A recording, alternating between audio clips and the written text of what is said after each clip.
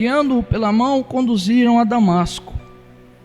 Esteve 3 dias sem ver, não comeu e nem bebeu.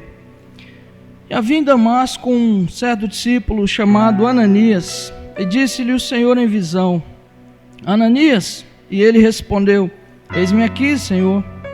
E disse-lhe o Senhor: Levanta-te, vai à rua chamada direita, pergunta em casa de Judas por um homem de Tarso chamado Saulo. Eis que ele está orando. Numa visão, ele viu que entrava um homem chamado Ananias e punha sobre ele a mão para que tornasse a enxergar. E respondeu Ananias: Senhor, tenho ouvido de muitos acerca desse homem, quantos males tem feito aos teus santos em Jerusalém, e aqui tem poder dos principais dos sacerdotes para prender a todos os que invocam teu nome. Disse-lhe, porém, o Senhor: Vai, porque esse é para mim um vaso escolhido, para levar o meu nome diante dos gentios e dos reis e dos filhos de Israel. E eu lhe mostrarei quanto deve padecer pelo meu nome. E Ananias foi e entrou na casa, impondo-lhe as mãos, disse: Irmão Saulo, o Senhor Jesus, que te apareceu no caminho por onde vinhas, me enviou para que tornes a ver e sejas cheio do Espírito Santo. E logo lhe caíram dos olhos como que umas escamas, e recuperou a vista, e levantou-se e foi batizado. Amém? Vamos orar para que Deus possa falar conosco nessa palavra. Os irmãos necessitados, o Luiz Fernando já orou, portanto, vamos orar para que Deus fale conosco. Pai, nós precisamos da sua presença. Nós precisamos que o Senhor fale misericordiosamente conosco.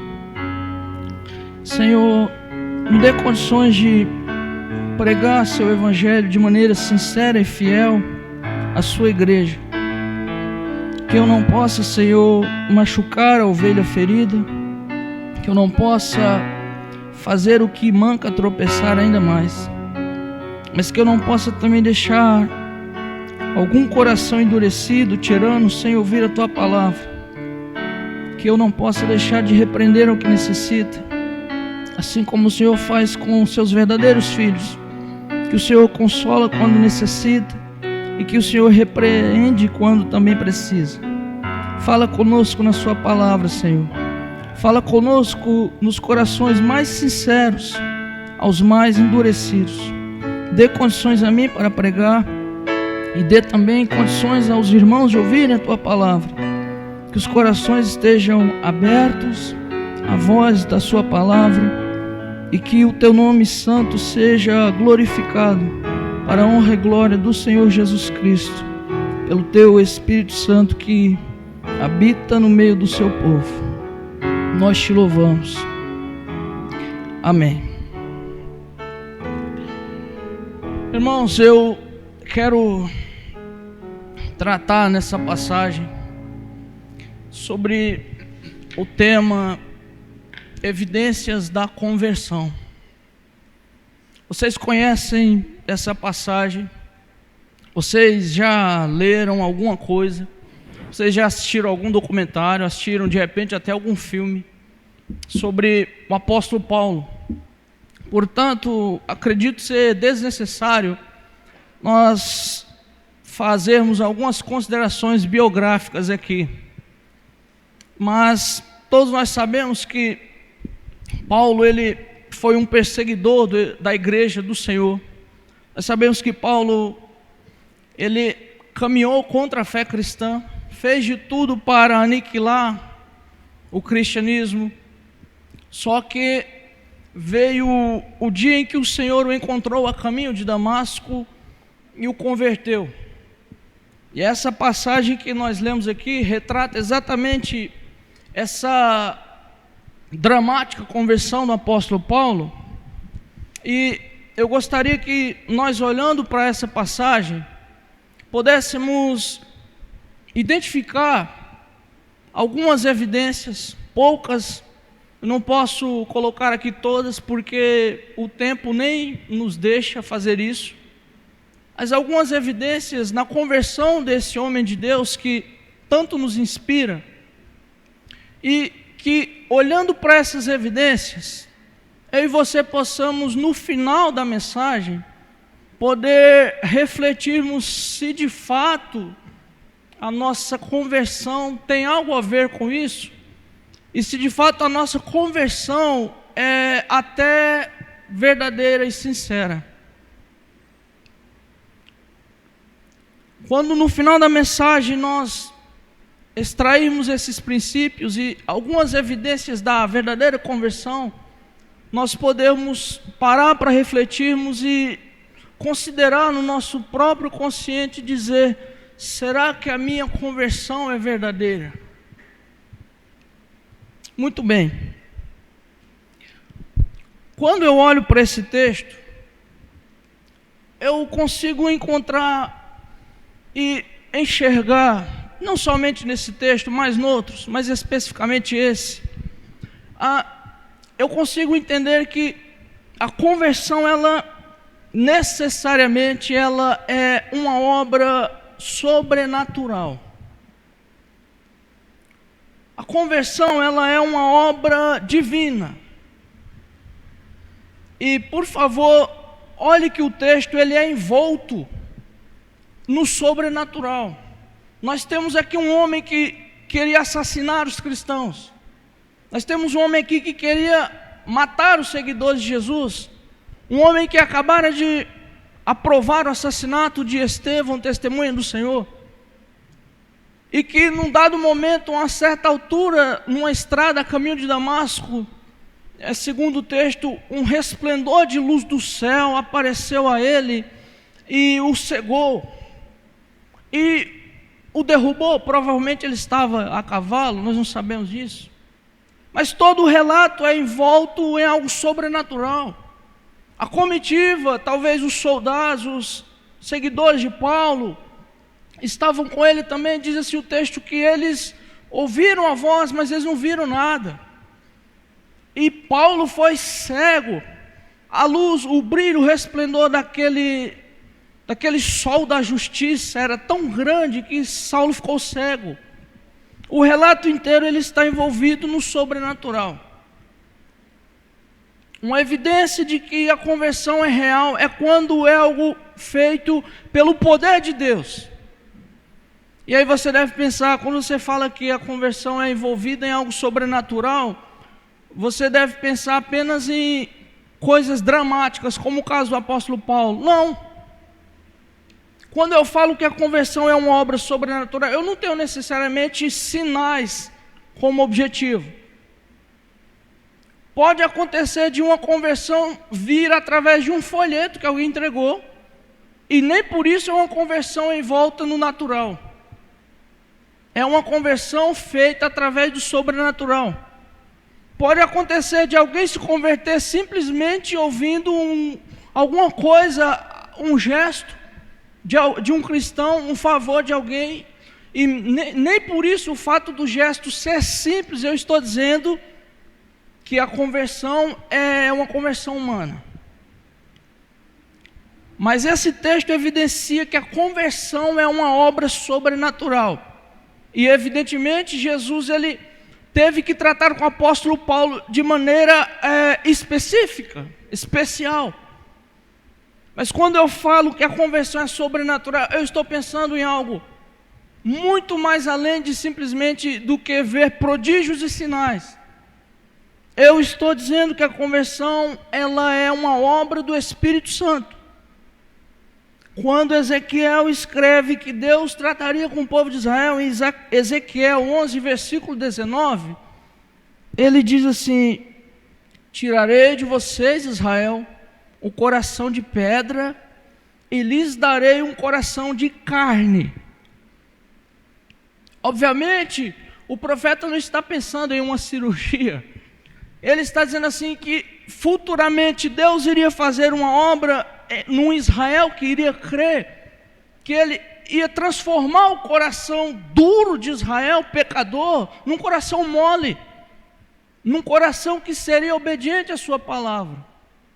Quando eu falo que a conversão é envolvida em algo sobrenatural, ela procede de algo divino, algo de Deus e não meramente humano, eu estou falando de novo nascimento.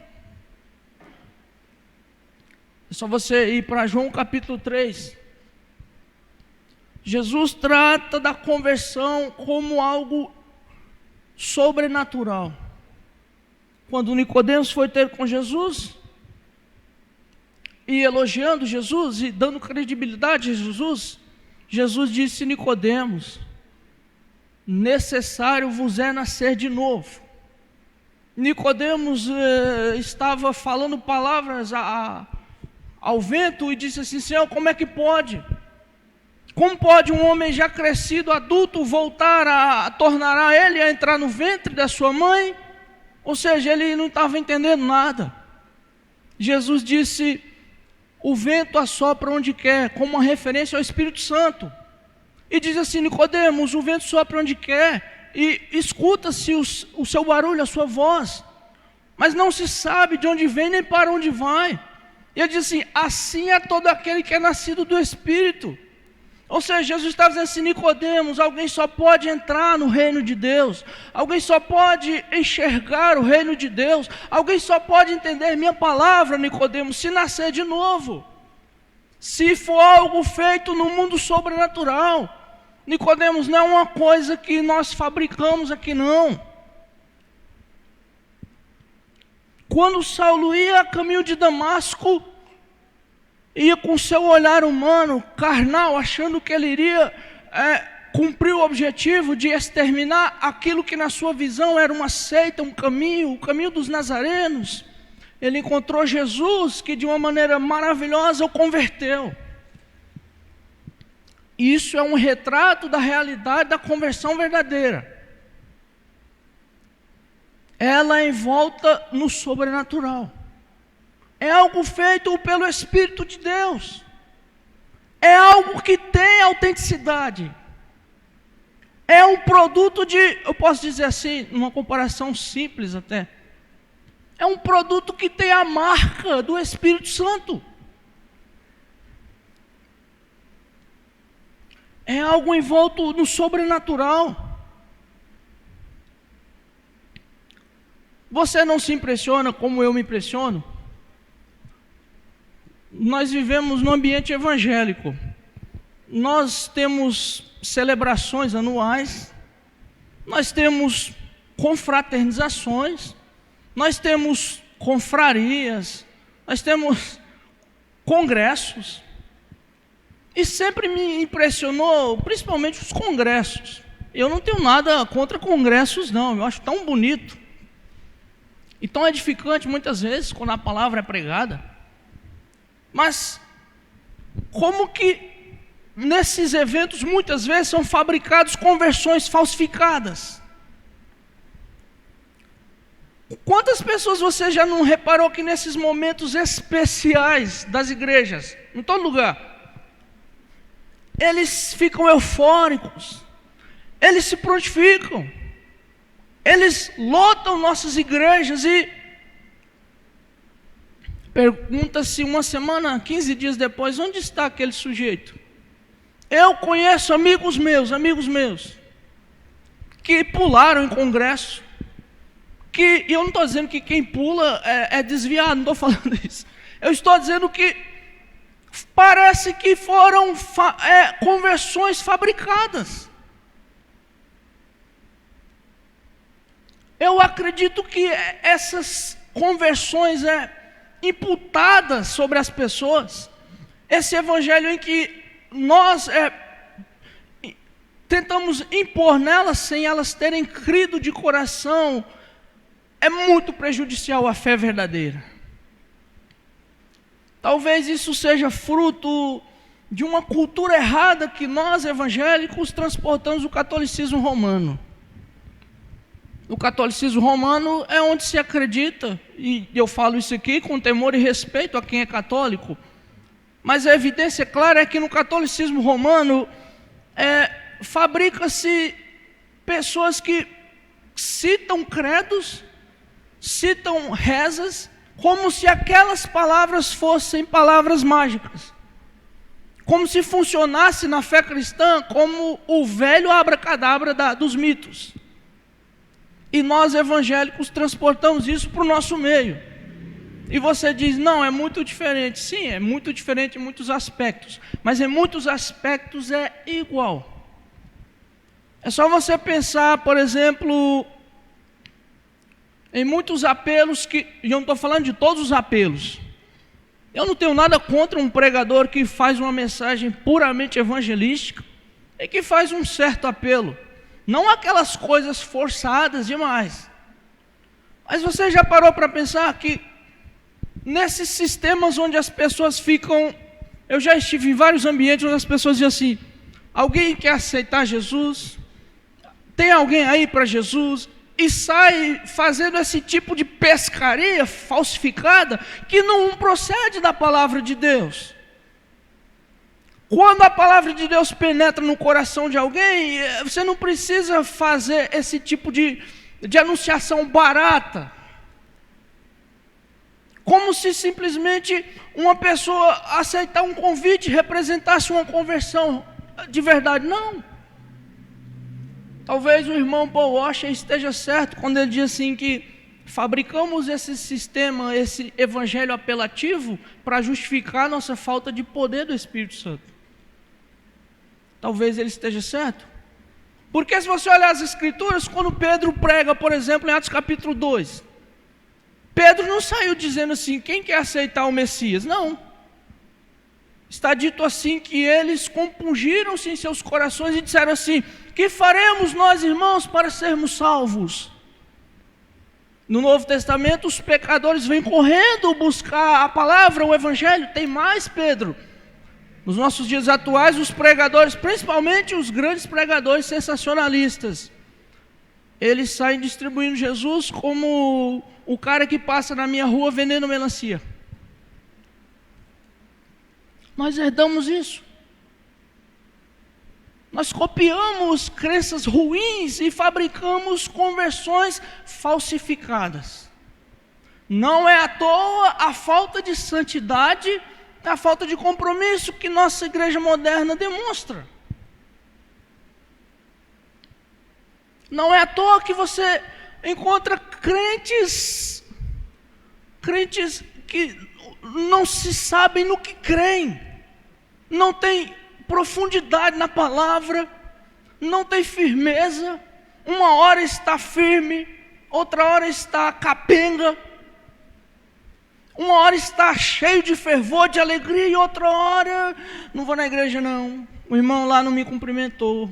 Não, parece que essas conversões elas foram fabricadas no laboratório da mente humana. É difícil entender que um nascido de novo seja tão fraco assim. Eu duvido. Você acha que Paulo, depois que ele encontrou um brilho, um resplendor, uma luz que cegou ele, você acha que ele ia pensar? Você acha que Paulo, lá no momento em que ele estava sofrendo, ele ia pensar assim, eu vou voltar atrás, eu vou largar tudo? Não. Uma experiência maravilhosa dessa não dá para você voltar atrás, não. É por isso que mais tarde ele escreveu a Timóteo e disse assim, Timóteo, eu sei em quem eu tenho crido. Porque a conversão real, irmãos, ela não é fabricada por homens. Ela não é inventada no projeto da igreja, não. Ela envolve um novo nascimento. É algo maravilhoso. Não é matemática, 2 mais 2 são 4, não. É algo sobrenatural.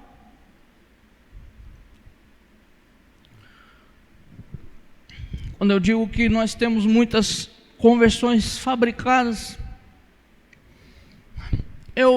algum tempo atrás eu visitei a maioria desses hospitais aqui de Presidente Prudente, fazendo visita aos enfermos.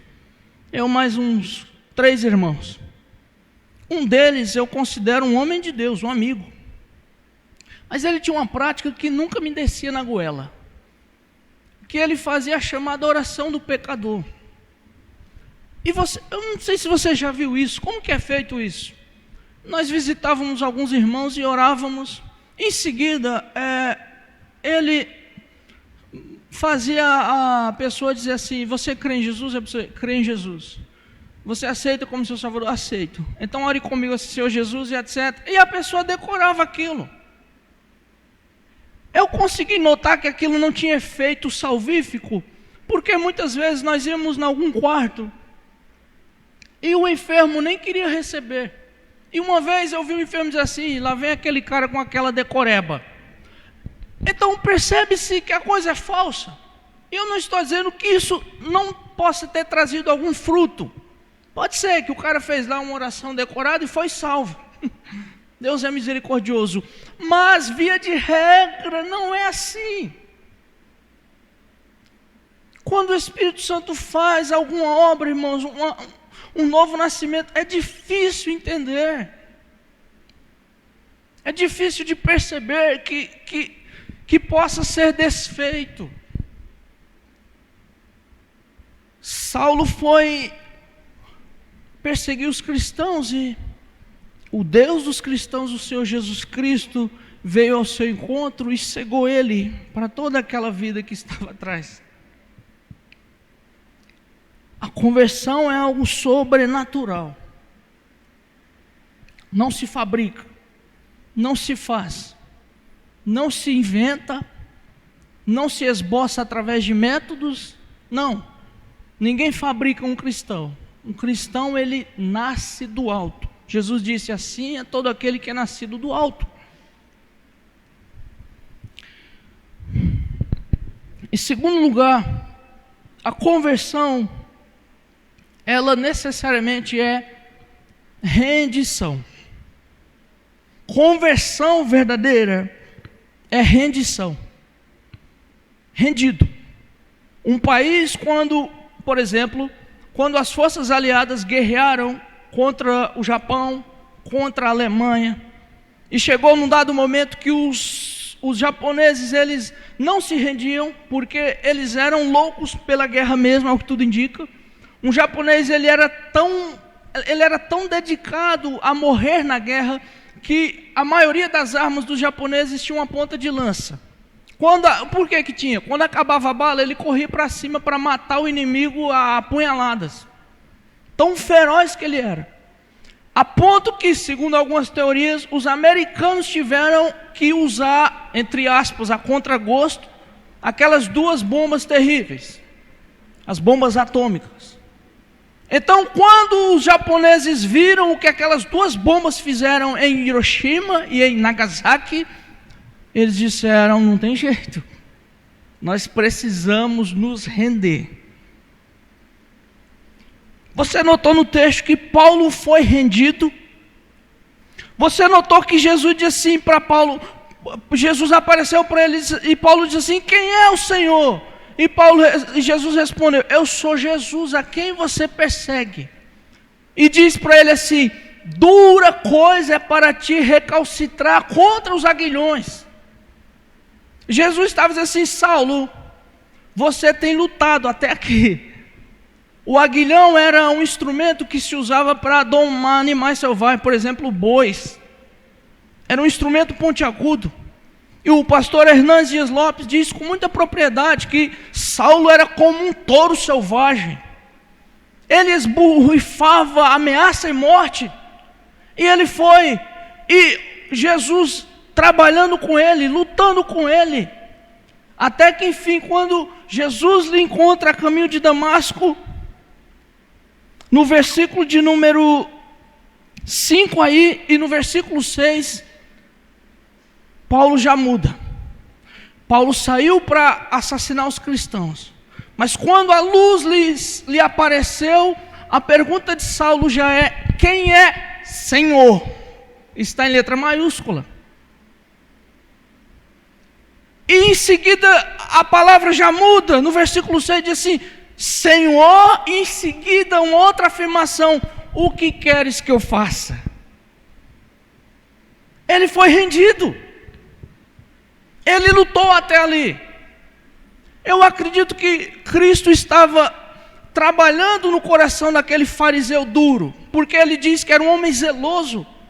A evidência de que ele era o homem mais zeloso é que ele se tornou um capitão de soldados. Ele não era um soldado. Mas a ponto de ele tomar cartas em Jerusalém e dizer assim: eu preciso ir para Damasco aniquilar essa seita de vez. Ele lutava contra a fé cristã. Só que quando ele foi convertido, ele se rendeu. Ele se entregou. Alguns anos atrás eu debatia com um homem, ele se diz ateu. E de tantas conversas que eu e ele tivemos, ele fazia um questionamento da fé, eu respondia. Eu fazia outro questionamento, ele respondia. E o melhor argumento que eu encontrei para dizer para ele, quando ele disse assim: por que Deus faz isso? Por que Deus faz aquilo? Como é que você aceita isso? Eu falei: porque Ele é Deus. Eu me rendo ao que Ele faz. Tudo bem, você pode dizer assim: mas Deus existe e faz isso? Sim, se Ele existe, Ele faz isso. Por que Ele faz isso? Eu não sei dizer por que Ele faz isso. Uma coisa eu sei: se eu creio nele, eu tenho que aceitar a sua vontade. Então eu me rendo. A prova de que o homem ele está longe do caminho, da presença de Deus, é que ele é um tirano. O homem natural ele não se entrega. O homem natural ele é ensoberbecido. O homem natural ele é cheio de si, ele não se entrega de jeito nenhum. Ele morre tentando, ele não admite que ele é um fracassado. Ele não admite que ele é limitado, não. A prova de que o homem natural, ele está longe de Deus, é que ele ignora Deus. Ele ignora Deus a tal ponto que o salmista diz assim: disse o nécio no seu coração, não há Deus. Não há temor de Deus no seu coração, todos se desviaram e juntamente se fizeram vis, inúteis. Conversão é rendição. Rendição. Quando nós nos convertemos, se nos convertemos verdadeiramente, conversão representa rendição, entrega. O evangelho cristão ele traz uma bagagem muito grande, a revelação. A revelação diz quem Deus é. E muitas vezes tem coisa em Deus que a mente humana não suporta. Então a verdadeira conversão, ela faz isso com o ser humano. Ela pega você, uma pessoa dura, ensoberbecida, indomável, como o apóstolo Paulo, muitas vezes um touro selvagem, e domina você, dobra você. Conversão, o homem não manda mais. Conversão, você não tem mais autoridade. Que importa a sua autoridade? Que importa seu prestígio, seu status? Não, você se rende. Quando Saulo encontrou Jesus, disse: Senhor, o que o Senhor quer que eu faça? Saulo, você está lutando, mas agora já chega. E ele foi convertido. Ele mudou. Eu me entrego. Eu me submeto. Eu me entrego. Por que isso é assim? Eu não sei. Eu não posso te dar resposta para tudo. Eu não tenho resposta nem para mim, quanto mais para você. Mas Ele é Deus, então eu me rendo. É a única maneira de lidar com Deus. Eu sei que tem um evangelho aí que as pessoas, elas... Lamentavelmente nós estamos envolvidos numa teologia chamada... Não deveria nem ser chamada de teologia, é uma profanação da palavra teologia. A chamada assim, confissão positiva, teologia de prosperidade, essas coisas estão tudo juntas. O que diz a confissão positiva? Diz que você tem poder em suas palavras. Então você pode falar e acontece. Você tem que tomar cuidado para não falar palavras negativas para a sua vida. E você deve ser positivista o máximo possível. Por isso cunharam o termo confissão positiva. E aí quando você vê certas pessoas aí pregando, eu determino, às vezes eu já vi irmãos assim sinceros orando, Senhor, eu determino na minha casa que isso não vai... Não, parece que agora é Deus. Quem é Deus? Se o ser humano ele determina e as coisas acontecem, então ele agora é uma espécie de Deus?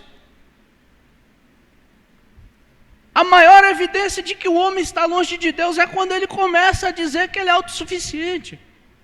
Se o cristianismo, se o evangelicalismo brasileiro chegou a um ponto de onde os crentes levantam a mão e determinam, é um sinal de que há muito tempo eles estão longe da verdade. Não, ninguém determina nada, e não adianta. Isso aí só prejudica a fé cristã. Não adianta nada. Você determinar um monte de coisa e nada acontece. Ah, mas eu determinei isso e aconteceu uma vez. Não, não aconteceu porque você determinou. Aconteceu por acaso. Por que que esses pregadores de confissão positiva, esses curandeiros da televisão, principalmente eles, por que que eles não vão nos MIs do HR, moléstia infecciosa? Por que que os pregadores da televisão aqui em Presidente Prudente, que estão dizendo que lá tem cura toda hora, porque eles estão determinando a cura lá e está acontecendo porque o povo está crendo? Por que que eu nunca vi nenhum deles lá no MI do HR, moléstias infecciosas? Por que que eu nunca vi nesses hospitais um determinista? Porque eles estão enganando o povo com falso evangelho. A evidência da verdadeira conversão é também rendição. Rendição é quando você se entrega ao seu oponente. Paulo, ele era oponente de Jesus. Quando ele encontrou Jesus e viu que não dava, ele foi rendido. É como Hernandes Dias Lopes fala, o touro selvagem foi dominado.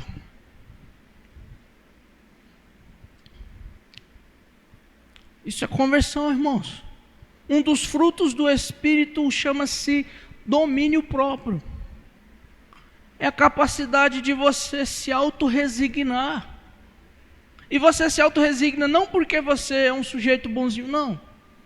Mas porque você entendeu que Deus quer que faça aquilo. E você tenta dominar os seus instintos. Você se rende a um propósito maior. Conversão significa rendição. Você acha que eu e você estamos no mesmo nível de entrar num tete-a-tete com Deus? Só se estivermos enlouquecidos. No dia que o homem ele tenta se equiparar, ele tenta enfrentar Deus, ele é esmiuçado. Ele é cego, como Jesus teve que cegar Paulo aqui. Ele é como um louco, um tirano do Nabucodonosor, que um dia estava na sacada do seu palácio e disse assim: essa é a Babilônia, a grande Babilônia, que eu construí com o meu poder, com a força do meu braço. Em seguida o rei teve um sonho louco em que ele via algo bem estranho lá, e o profeta Daniel foi chamado e Daniel disse assim: Nabucodonosor, a você foi dado o poder e você não deu muita atenção. Fica sabendo que você se colocou num patamar, estou parafraseando aqui para vocês entenderem, que não devia. Passarão sobre você 7 tempos, 7 anos, nos quais você vai comer grama como um animal do campo, as tuas unhas vão crescer como as aves de rapina, até que você levante o olho para o céu e reconheça que Deus é o Senhor dos senhores, que Ele é o Rei dos reis e que todos os reinos lhe pertencem, e Ele dá a quem quer e tira de quem Ele quer. E quando Daniel concluiu a profecia, o rei enlouqueceu e foi parar nas florestas da Babilônia, ficou 7 anos como um louco. E ele diz assim: até que eu reconheci que o Deus de Daniel é o Deus dos deuses. Porque conversão é rendição. Eu não consigo olhar esses relatos nas escrituras e lidar com alguns irmãos que têm um temperamento forte. Mas esse temperamento não foi convertido. Irmãos, eu já testemunhei reuniões em que tivemos que intervir, porque senão os obreiros eles saíam na paulada. Você não está entendendo.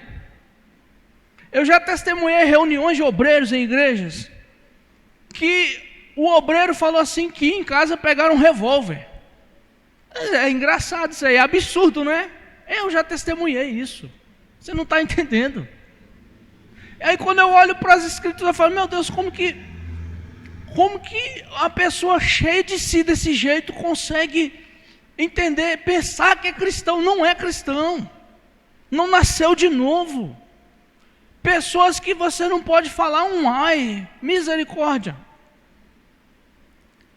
já é motivo para elas se desviarem, porque elas estão cheias, não se renderam. Quando alguém se converte, a repreensão é um remédio. Quando um homem salvo, uma mulher salva, houve a repreensão, o Espírito Santo trabalha no seu coração e ele diz, é verdade. Me perdoa, Deus. Aquele homem que me repreendeu estava certo. Agora o tirano que não ouve, ele não nasceu de novo. Eu não consigo entender. Porque conversão é rendição. Saulo foi dobrado. E a semelhança dele, via de regra, não da mesma forma, mas vida cristã representa rendição. Se você se converteu, você deixou tudo lá com ele. E agora a sua vida é uma vida de prostração. Entregue. Em terceiro lugar, conversão é uma vida crucificada. É uma vida crucificada. No versículo 16 aí, Jesus diz assim para Ananias: eu lhe mostrarei o quanto ele deve padecer pelo meu nome. Ananias disse assim para Jesus: Senhor, esse homem é o perseguidor dos cristãos. Esse homem, os irmãos já mandaram um recado para mim, dizendo assim, o capitão dos perseguidores, Saulo, está indo até vocês aí, vai prender todo mundo aí, vai chicotear e vai obrigar a blasfemar. Cuidado, Ananias, se escondam. Provavelmente Ananias estava escondido, eu acho. Cuidado. Senhor, será que o senhor, parece o texto assim, será que o senhor não está equivocado? Tem certeza, Jesus? E Jesus disse assim: Ananias, eu vou mostrar para você o quanto esse homem ele deve padecer pelo meu nome, ou vou mostrar para ele. E irmãos, não dá para comparar em nível escriturístico assim a figura do apóstolo Paulo, não dá. Não tem um apóstolo nas escrituras que fez o que esse homem fez. O tanto que esse homem andou uma vida inteira, pregou o evangelho, renunciou a ter uma esposa ao seu lado, renunciou a ter muitas coisas, família. Ele sofreu, porque conversão significa necessariamente uma vida crucificada. Jesus disse: eu vou mostrar para ele o quanto ele deve sofrer por mim. Não é à toa que depois em Gálatas 2:20 ele diz assim: já estou crucificado com Cristo. Já estou crucificado. Paulo se via à semelhança dos homens crucificados. Quando colocavam diante de Paulo todas as oportunidades possíveis, quando colocavam para ele, quando ele olhava para os bens dessa terra, quando ele olhava as possibilidades de ganhar dinheiro, sei lá, de ter conforto na vida, quando Paulo olhava para a beleza desse mundo, com os seus desejos, os seus apetites, sabe o que Paulo pensava e Paulo se considerava? Paulo dizia assim para esse mundo: irmãos, para esse mundo, eu estou como aqueles cadáveres que os romanos crucificam e deixam lá apodrecendo. Para esse mundo, eu sou como aquele homem que vai ficar ali 3 dias agonizando. Para esse mundo, eu sou como aquele homem que vai ficar ali pronto a ser devorado, quem sabe por animais, por urubus que irão dilacerar sua carne. Para esse mundo eu estou como aquele crucificado que apodreceu e caiu os pedaços, está lá no chão. Eu já não tenho interesse nenhum. Esse mundo com seus pecados já foi para mim. Eu sou para eles, esse mundo aí com suas concupiscências, com sua carnalidade, eu sou para eles como um cadáver que está pendurado numa cruz. Eu sou para eles como o pior condenado. Isso é real conversão, irmãos. Conversão é uma vida crucificada. Sofrimento. Eu não sei se você ouviu que o evangelho é só bênçãos. Eu não sei se você foi disciplinado com o evangelicalismo moderno de bênçãos, de prosperidade, de carros, de casas, de bens sentimentais, de que a vida cristã é um jardim de flores. Não é, muitas vezes não é.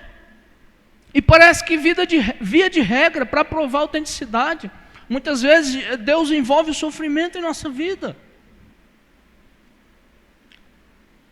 É por isso que Jesus disse assim: se alguém quiser vir após mim, negue-se a si mesmo, tome a sua cruz e me siga. Porque quem quiser salvar a sua vida, por amor de mim, perdê-la-á. E quem perder a sua vida por amor de mim, achá-la-á. É como Paulo, ele se considerava crucificado. Nós não podemos estar atraídos, estar vivendo aqui como se nós fôssemos, estamos aqui para gozar de tudo. Não. Nós podemos usar muito das coisas e usá-las devidamente. Todavia, se nós somos cristãos e fomos convertidos de verdade, para muitas coisas nós somos como o apóstolo Paulo. Eu sou um cadáver pendurado numa cruz para esse tipo de coisa.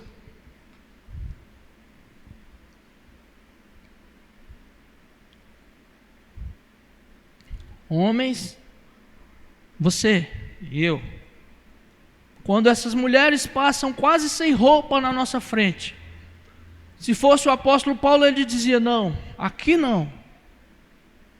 Não adianta, filho, você se requebrar aí. Você está tentando fazer isso para um cadáver pendurado numa cruz.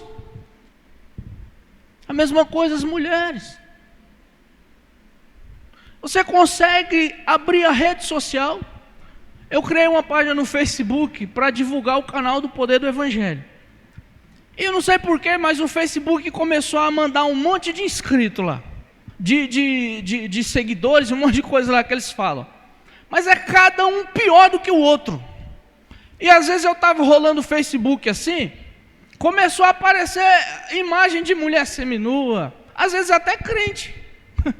Às vezes até crente lá com uma roupinha mais ou menos assim, indo para o culto. Eu falei: o que não? Eu estou crucificado. Eu saí marcando uma por uma e bloqueei tudo. Fiquei uns 2 dias só bloqueando. Misericórdia. Vida crucificada, irmãos. Se nós somos convertidos de verdade, o prato do diabo vai ficar lá. Não. Nós vivemos em um tempo em que, se você, por exemplo, se você vai comprar um produto e a pessoa do caixa te devolve um troco acima do devido, e você devolver, uma vez eu fiz isso, eu fui comprar algo numa conveniência, e a moça me recebeu, acho que 30, 20 reais, e no troco ela me voltou quase 40. Na cabeça dela, ela tinha recebido 50.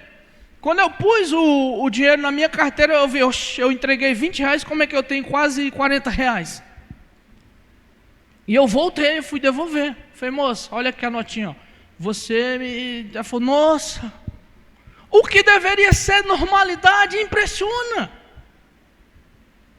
Mas quantos não ficariam com dinheiro? Se nós temos nos convertido de verdade, irmãos, para essas coisas, nós estamos crucificados. Não adianta o meu patrão forçar a barra, eu não vou me corromper. Não adianta. Vida crucificada. Por que que muitos cristãos caem em pecado e colhem as consequências terríveis do pecado? Porque eles dão lugar à tentação. Por que que muitos pastores caem em adultério? Por quê? É normal o pastor cair em adultério? Não, não é normal. É um acidente de percurso, deve ser. E são, eu acredito, pessoas cristãs que depois se arrependem e sofrem uma vida inteira. Por quê? Porque apareceu a tentação e ele não entendeu que a vida dele, ele não viveu com uma vida de alguém que está crucificado com Cristo. Não, o que me importa? Para você, pecado, eu sou um cadáver morto. Morri para essas coisas. Morri. Vida crucificada. Conversão é vida crucificada. Mas eu vou finalizar o meu último ponto, porque o nosso tempo está lá em cima já. Conversão, em quarto lugar, resulta em missão. Olhe no versículo de número 16. Jesus diz assim: eu lhe mostrarei o quanto deve padecer pelo meu nome. Mas no versículo 15, ele ordenou para Ananias e disse assim: vai, porque esse é para mim um vaso escolhido, para levar o meu nome diante dos gentios e dos reis e dos filhos de Israel. Então, conversão real resulta em missão. Quando Ananias questionou, Jesus disse: eu tenho um objetivo específico para esse homem. Missão. Jesus converteu o apóstolo Paulo e deu para ele uma missão. E você já sabe da história. Basta você ler Atos dos Apóstolos, ler as cartas do apóstolo Paulo, e você vai ter uma noção mínima o quanto que esse homem fez pela causa do Senhor Jesus. Agora, quando nós pensamos em missão, é natural que nós sempre tenhamos em mente esses grandes vultos da fé. Eu sou um leitor de biografias, e eu gosto sempre de estar lendo a história de algum cristão exemplar. E óbvio que chama a atenção. Óbvio que chama a atenção, por exemplo, quando o mártir ele está confessando Jesus e ele vai ser martirizado. É óbvio que isso nos chama mais a atenção. Quando você vê uma notícia, o irmão foi pego pelo Talibã e foi pressionado para confessar lá, e direto eu recebo essas notícias. É só você entrar no site da Portas Abertas, no site A Voz dos Mártires, canais no YouTube, e essas redes aí você vê. Isso impressiona, obviamente. E aí, muitas vezes, nós nos frustramos, porque nós imaginamos que esse mundo aí é o mundo de todos, e na realidade não é. Não é. São pessoas especiais, específicas, que Deus lhe concede a capacidade de fazer. E com isso eu não estou dizendo assim que nós não devemos almejar esses grandes exemplos e grandes propósitos. Não, ao contrário, se você sentir no seu coração que você quer ser um David Brainerd, um Charles Thomas Studd, se você quer ser uma missionária, uma Sophia Miller, que seja, e lute para isso. Agora também nós não podemos nos frustrar pensando que missão é só isso. Não é. Não é. Nós olhamos para a missão e nós achamos assim que o chamado, quem tem vocação é para pregar, é pastor, é quem canta. Não, não é. Quando nós lemos, por exemplo, em Romanos 12, versículos 6 a 8, Paulo fala de no mínimo ali 7 dons. Quando nós lemos 1 Coríntios capítulo 12, os versículos 8 a 11, ele lista pelo menos 9 dons. Evidentemente, você lendo o Novo Testamento encontrará outros dons relacionados. E são vários dons, são distintos, nos quais Paulo diz assim, cada um tem um dom específico e pode servir. Por exemplo, você encontra lá em Romanos capítulo 12, versículo 6, o dom de exercer misericórdia.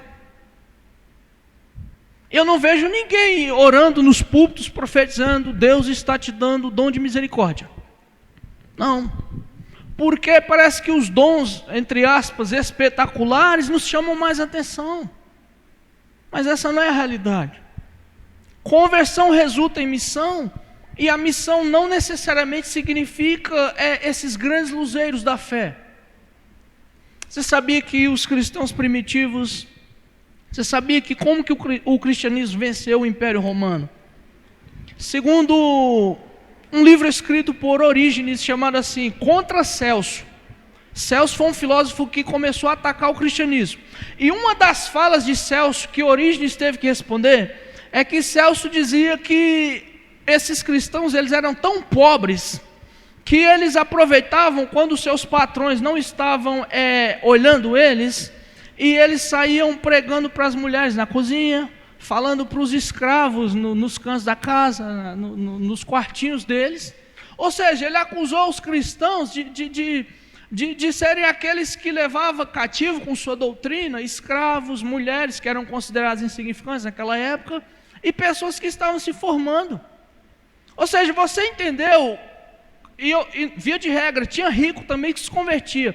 Mas esses pobres que não tinham leitura, que não tinha exegese, que não tinha nada disso, foram através desses pequenos testemunhos em cozinhas de mulheres simples, falando para escravos do Império Romano que subjugaram o Império. E esses cristãos que iam nas cozinhas pregar para essas mulheres insignificantes, segundo o autor Celso, eles não olhavam e pensavam como nós: eu não tenho um dom.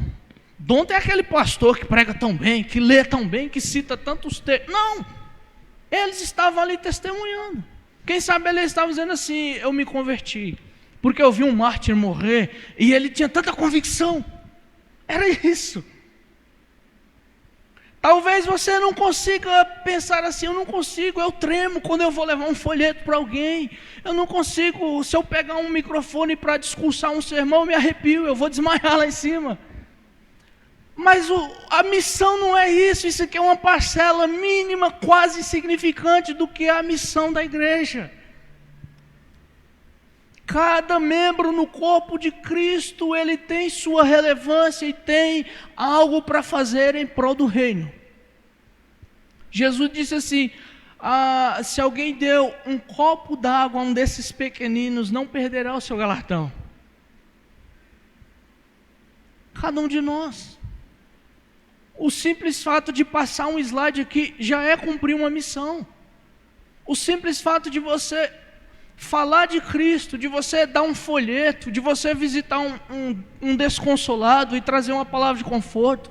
O fato de você ver um irmão no tropeço e dizer: irmão, o evangelho está contra isso aí, se conserta. É a missão. Agora, se Deus quiser levantar você para uma missão extraordinária, amém. Mas não nos deve frustrar o pensamento de que nós não podemos fazer nada pelo reino de Deus. Ao contrário, tudo aquilo que nós temos, Deus pode usar para a glória dele. E eu estou certo de que qualquer um de nós aqui tem dons. Uns têm dons específicos, outros têm outros dons. Mas ninguém é inútil. Conversão significa missão. Não é um bom sintoma se você achar assim: eu sou inútil no reino de Deus. Não é um bom sintoma. Também não é um bom sintoma se você se mesmar e falar: Senhor, eu queria tanto ser. Não, você não quer ser um herói da fé. Se você quiser ser um herói da fé, você estava orando com outros irmãos. Não adianta você pensar lá em John Bunyan, sendo que você não consegue se ajustar nem aqui no pouco. E também não adianta você achar assim: que eu vou ter milhões e vou sustentar a missão, eu vou contribuir com a causa, se você não dá nenhuma oferta às vezes. Se você é fiel no mínimo, Deus vai colocar você sobre o muito, e você vai fazer grandes coisas, se você consegue fazer coisas pequenas. Se na sua pequena incapacidade você consegue se esforçar pelo reino, Deus também pode te dar condição de você fazer mais. Amém, irmãos? Dito isso, eu gostaria de orar. Eu sei que nós poderíamos falar mais. Vamos colocar de pé. Eu sei que tem mais pontos aqui a se tratar, mas por enquanto é o que Deus concedeu para nós. Que nós possamos refletir se de fato, analisando esses 4 pontos, essas 4 evidências aqui, se de fato eu me enquadro na conversão, se minha conversão foi feita do alto mesmo, se realmente há evidência, Senhor, em mim, no meu caráter cristão, de que de fato o Senhor fez uma obra sobrenatural no meu novo nascimento, se realmente eu estou rendido ao Senhor, será que eu não tenho me comportado como alguém que quer lutar contra os seus desígnios? Se realmente eu tenho estado crucificado, se eu tenho demonstrado, se eu tenho sentido a sua presença em mim, me feito lutar contra o pecado, se a tentação vem eu resisto, me considerando um homem morto, e se realmente eu estou entendendo o ID como uma mensagem para mim também, e que eu possa ter algo para fazer pelo seu reino. Vamos orar? Pai, que o Senhor seja glorificado, que a sua palavra não volte vazia, e que esse sermão possa até falar no nosso coração, que o Senhor prove a nossa sinceridade, a nossa conversão através da sua palavra. Tem muito mais coisas que o seu evangelho mostra e que nos instrui a estarmos cada vez mais parecidos com o Senhor, mas que essa porção simples e pequena possa surtir efeito em nós, que o Senhor possa fazer com que nós entendamos o que é a real conversão, o sentido de uma alma convertida, de como o Senhor trabalha, de como o Senhor dá evidências dentro de nós, por meio das coisas que a sua palavra mostra. Nós te louvamos, nós te agradecemos em nome do Senhor Jesus. Amém. Vamos cantar.